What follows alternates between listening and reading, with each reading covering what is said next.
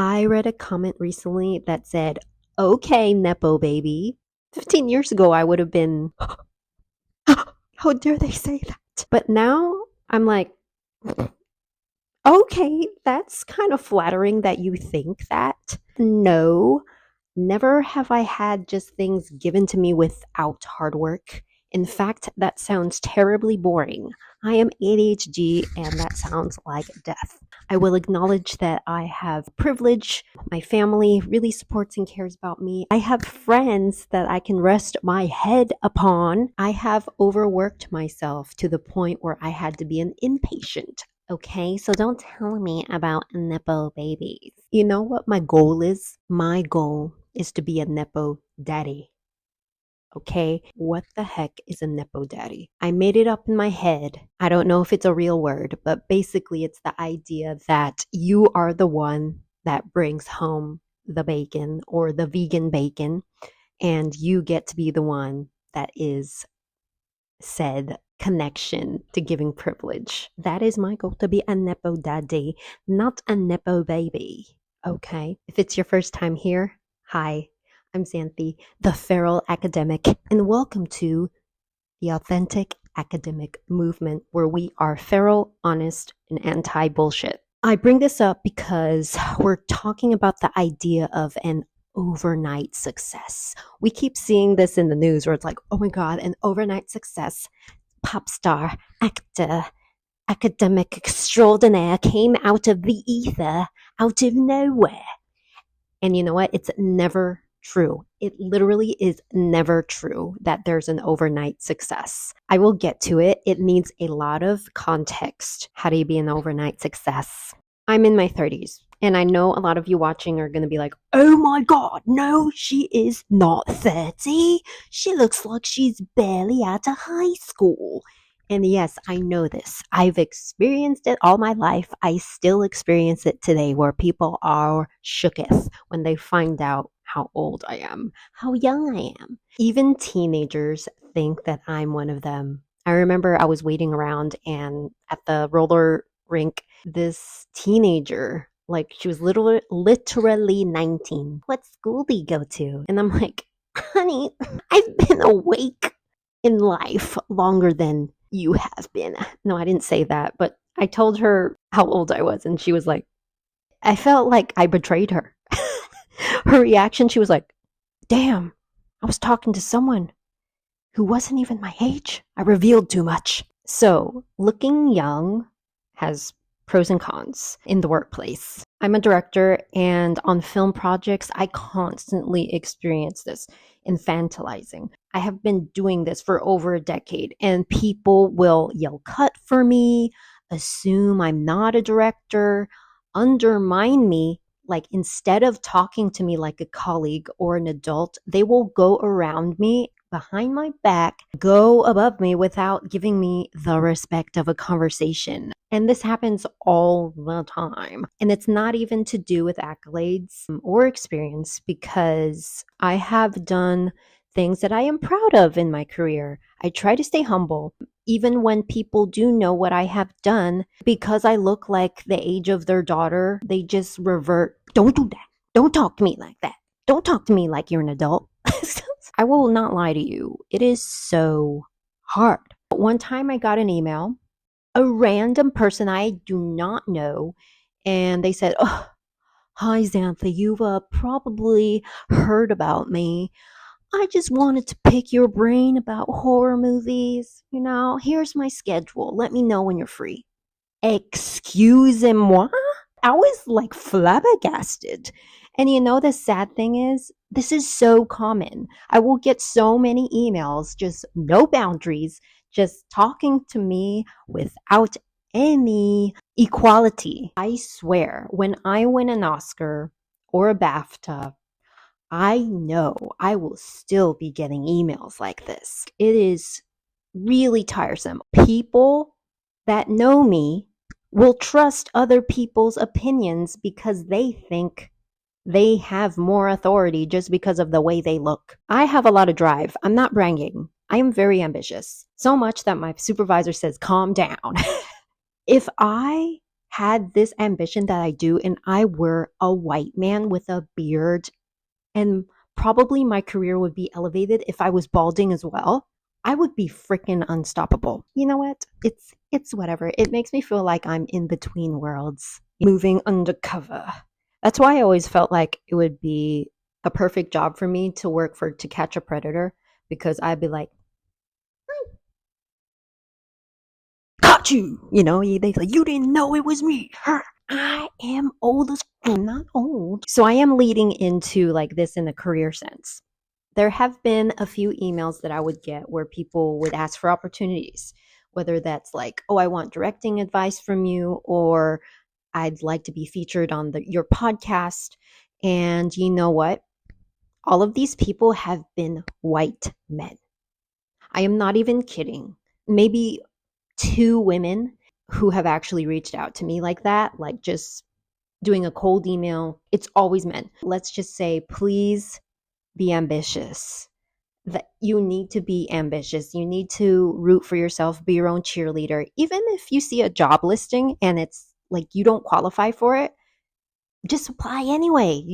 How bad do you want it? Find the transferable skills for this job.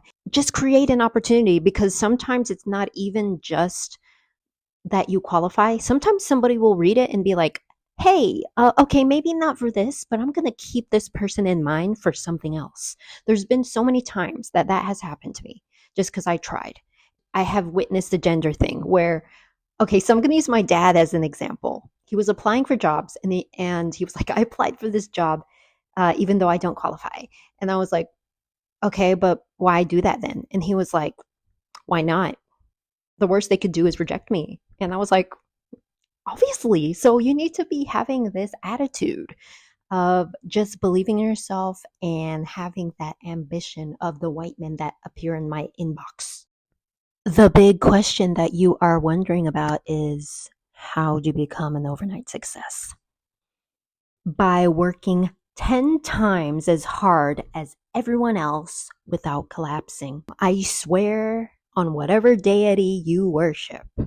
That quote I saw on a painting by one of my favorite artists, Wallerstein. It's also sad when you think about it, because it's like, oh, don't collapse. You got to work hard. But really, that's why I posted that Britney Spears song on the community post where it was like, what motivates you? It's work, bitch, because it's so true.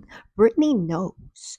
Britney knows that you gotta work harder than everyone else if you want to live the life you want to live. What all of that information about infantilizing in my life, how that links to this is that there are people who are going to hone in on things that they see about you and try to use it against you, even though it's not even something that should matter. Age, gender, sexuality, they're going to find a way to weaponize it. You look young, so you know nothing. People will do it. They will. And you know why I know? Because whenever you become like successful or you are doing a great job, it triggers people. It reminds them of how they are not as brave as you are to pursue what you want to do. This is why we get trolls online. They see a mirror and they're like, damn, like, I hate the way this person is so themselves.